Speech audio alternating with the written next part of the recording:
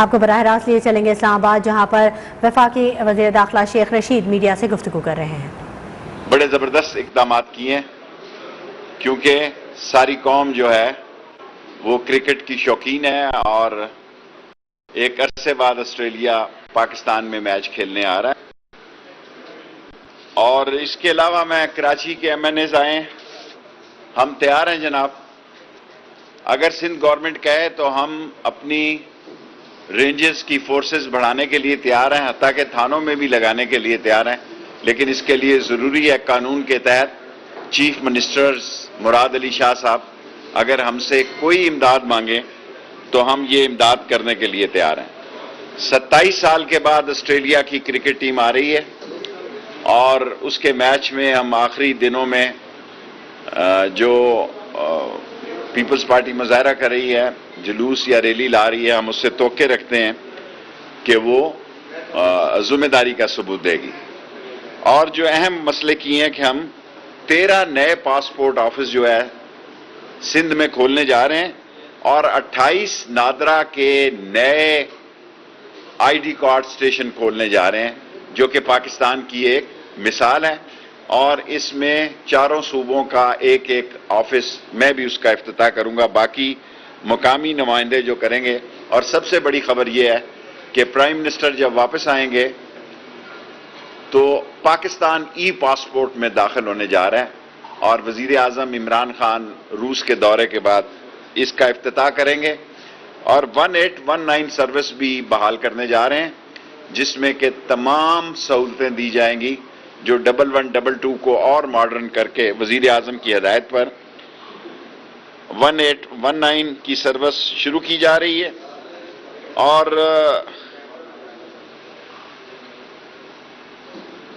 Opposition کہہ رہی ہے کہ ہمیں تو جناب بڑے شوق سے آئے آپ، کچھ نہیں ملے گا آپ کو۔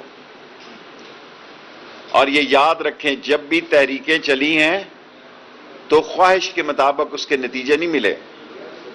انشاءاللہ اگر آپ عدم اعتماد لائے اس میں بھی آپ ناکام ہوں گے، ناکامی آپ کا مقدر ہے۔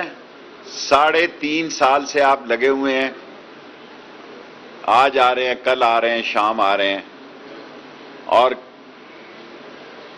172 ممبر لانا آپ کا کام ہے۔ بعد میں یہ کہیں گے نہیں جناب علی فون آ گیا تھا، کرونا ہو گیا تھا۔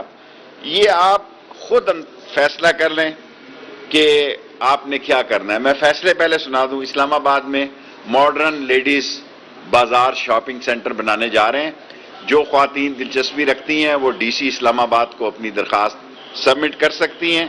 میرٹ پر جو ہے اس کا فیصلہ ہوگا۔ F6 اسلام آباد میں پولیس کا ہائی لیول کا ایک خدمت مرکز قائم کیا جا رہا ہے، جس میں میں خود وزٹ کروں گا کچھ دنوں بعد، جس میں ایک چھت کے نیچے 28 سروسز دی جا رہی ہیں، جو کہ پاکستان کی تاریخ کا ایک حصہ ہے۔ اور تیسری اہم بات جو میں آپ سے عرض کرنا چاہتا ہوں کہ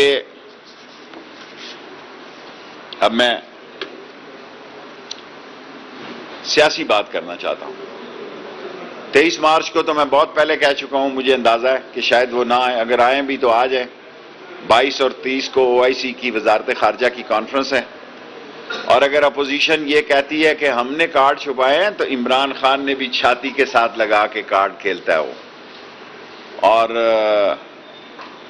آپ ملاقاتیں اور باتیں اور گزارشاتیں جو کر رہے ہیں، کچھ نہیں نکلنا آپ کا۔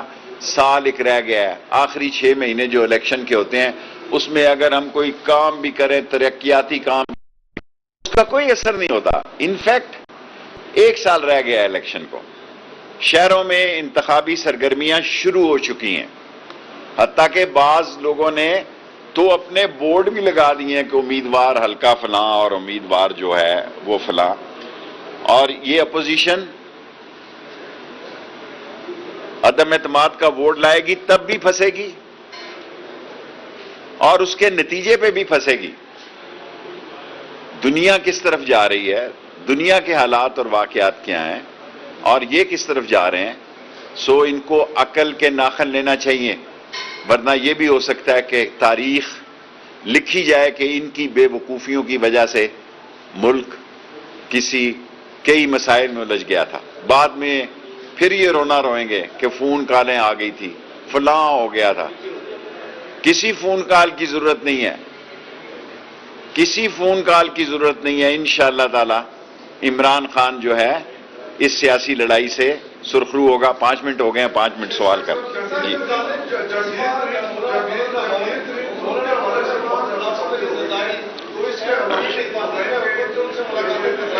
دیکھیں، جہانگیر ترین صاحب سے میری کبھی ملاقات نہیں ہوئی 5-6 سال سے. میرے نزدیک وہ ایک اچھے انسان ہے، پولیٹیکل بندے ہیں.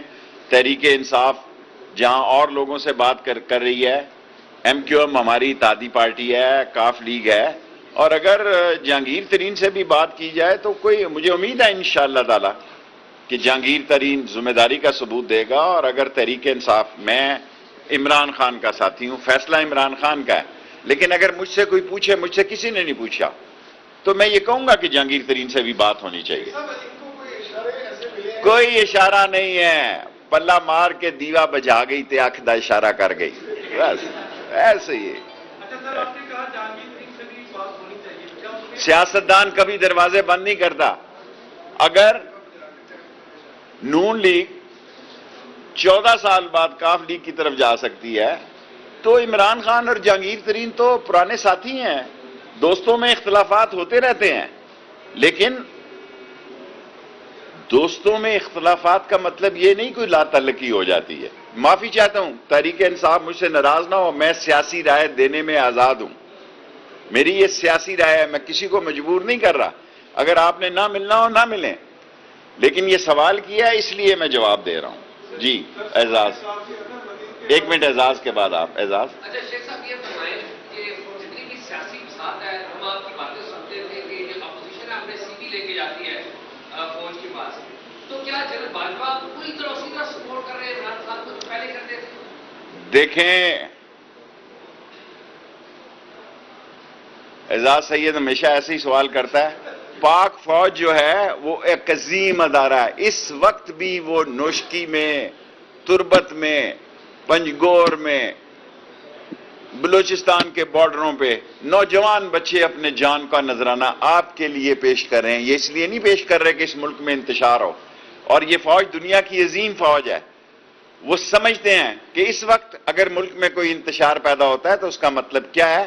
اس لیے انہوں نے کہا کہ ہم منتخب حکومت کے ساتھ ہیں. اور مجھے کوئی شک نہیں ہے، میں جس حلقے سے پچھلے 50 سال میں سیاست کر رہا ہوں، یہ فوجی کیلنڈر جو ہیں یہ بہت ملک کے تمام معاملات پر ان کی سٹڈی 5 نہیں، 10 نہیں، 20 سال کی ہوتی ہے. مجھے پورا یقین ہے کہ پاک فوج جو ہے، کیونکہ آپ تو اسٹیبلشمنٹ طریقے سے کہہ رہے ہیں نا، جب میں نے کہا تھا طوفان کھڑا ہوگا. میں ذمہ داری سے یہ سمجھتا ہوں کہ پاک فوج، جس کو آپ اسٹیبلشمنٹ اگر اس کو کہتے ہیں، وہ پاکستان کی سالمیت، پاکستان کے مستقبل اور پاکستان کے قومی معاملات کو بخوبی سمجھتی ہے. بڑا ظلم ہے. عدر متین بہت زبردست آدمی تھا، اور کراچی میں میں نے کہا ہے اگر مراد شاہ صاحب کہے تو ہم رینجرز تھانوں میں بھی دینے کے لیے تیار ہیں. اور کراچی میں کل جو میں نے حالات دیکھے ہیں وہ ناگفتہ بے ہیں. کیونکہ میں مرکز کا وزیر داخلہ ہوں، اگر کہوں گا تو بات بہت دور چلے جائے گی. ایسے نظر آ رہا ہے کہ کراچی میں کوئی قانون نہیں رہا، اور اس کے برے نتیجے بھی نکل سکتے ہیں. جی بیٹے.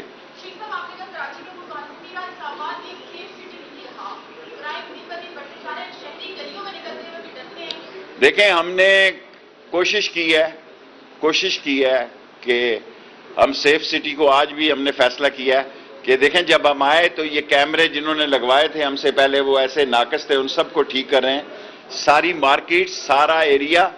اور آج یہ کہنا نہیں چاہتا تھا، بیٹی نے سوال کیا ہے کہ ہم دفعہ 144 لگا رہے ہیں، یہ سیاسی نہیں لگا رہے، مت سمجھیں کہ یہ 5 بندوں والا لگا رہے ہیں، کہ جو کرایہ دار مالک مکان رکھے گا اس کا ڈیٹا جو ہے وہ تھانے میں سبمٹ کرے گا. کیونکہ بہت بڑی نقلیں مکانی ہو رہی ہے اسلام آباد میں، خاص طور پر باراکو میں، خاص طور پر لوئی بھیر میں، ترنول میں، اور بعض روات کے علاقوں میں. جو بہت بڑے لوگ نقل مکانی کر رہے ہیں ان کا ڈیٹا ہمارے پاس ہونا چاہیے، اور اگر جو غیر ملکی کرایہ دار رکھ رہے ہیں ان کو میں وارننگ دے رہا ہوں کہ منسٹری آف انٹیریئر کو انفارم کیے بغیر، تھانے میں مطلع کیے بغیر کوئی مالک مکان کسی غیر ملکی کو کرائے پہ، لیکن اس کا ڈیٹا ہے وہ تھانے میں دے۔ پولیس پوری ذمہ داری دے رہی ہے اور انشاءاللہ ذمہ داری سے کام کرے۔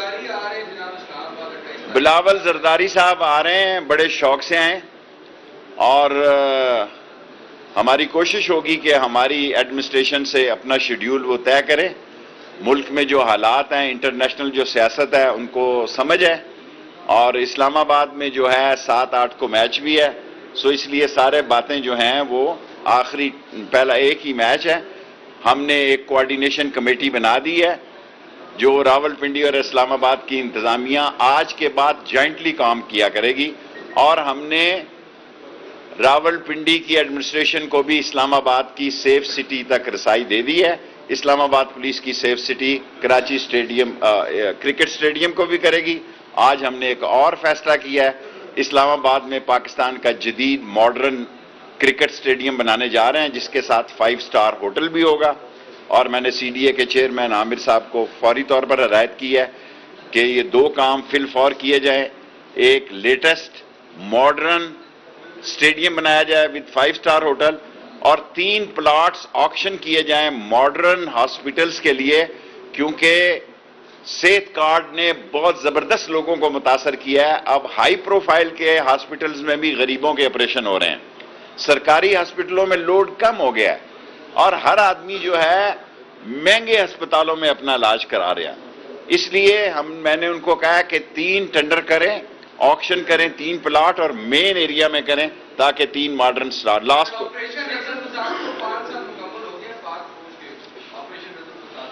رد الفساد میں اس فوج نے دنیا میں ثابت کیا ہے،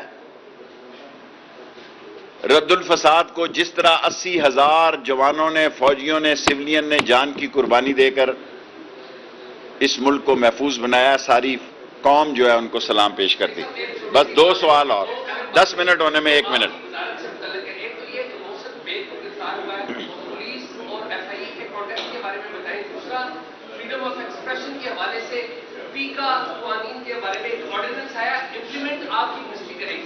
ہماری منسٹری آئی ٹی منسٹری کا یہ فیصلہ ہے، ہمارے پاس انویسٹیگیشن آئے گی، ہمارے پاس ایف آئی اے کے پاس ہے، لیکن پیکا کی امینڈمنٹ جو ہے آئی ٹی نے کی ہے، ہم اس میں دستخط کیے ہیں، حکومت کے ساتھ ہیں، اور ہم سمجھتے ہیں کہ سوشل میڈیا میں خرافات نہیں ہونی چاہیے، لیکن یہ آئی ٹی منسٹری کا کام ہے، اور ایف آئی اے میں جب آئے گا تو اس وقت انویسٹیگیشن ہوگی۔ محسن بیگ کا کیس جو ہے وہ کورٹ میں ہے، اس لیے میں بات نہیں کرتا۔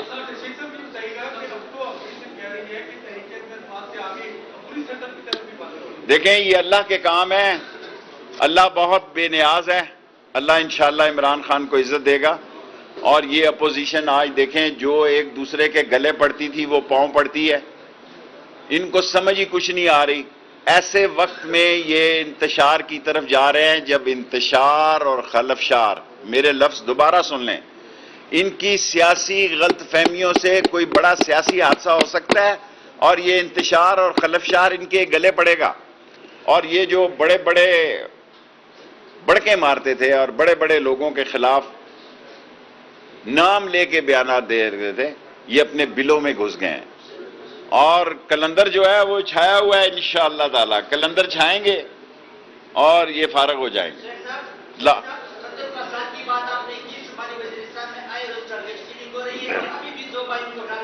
صحیح ہے، بلوچستان میں ملک دشمن، شمالی وزیرستان، جنوبی وزیرستان، بلوچستان، تربت، پسنی، گوادر، وہاں بعض طاقتیں غیر ملکی اشاروں پر کام کر رہی ہیں، ان کو کچل دیں گے، سختی کے ساتھ پاک افواج کچل دے گی۔ لاسٹ کوسچن، 10 منٹ ہو گئے۔ ایک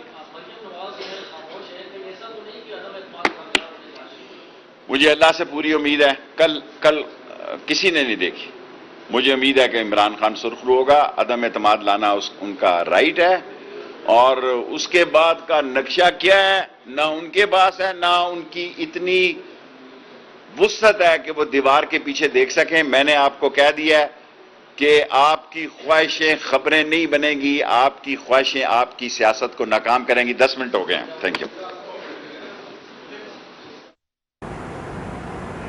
इस्लामाबाद में वफाकी वज़ीर दाखिला शेख रशीद प्रेस कॉन्फ्रेंस कर रहे थे और उनका ये कहना था कि वज़ीर आज़म कल रूस के तारीख़ी दौरे पर जाएंगे। ऑस्ट्रेलिया की टीम 27 फरवरी को पाकिस्तान आ रही है। साथ ही उन्होंने अपोजिशन के हवाले से बात की। उन्होंने कहा कि अपोजिशन वाले बड़े शौक से आए, कुछ नहीं मिलेगा, नाकामी अपोजिशन का मुकद्दर है। जबकि वफाकी वज़ीर दाखिला का ये भी कहना था कि OIC वज़राए ख़ारजा कॉन्फ्रेंस 22 और 23 मार्च को होगी।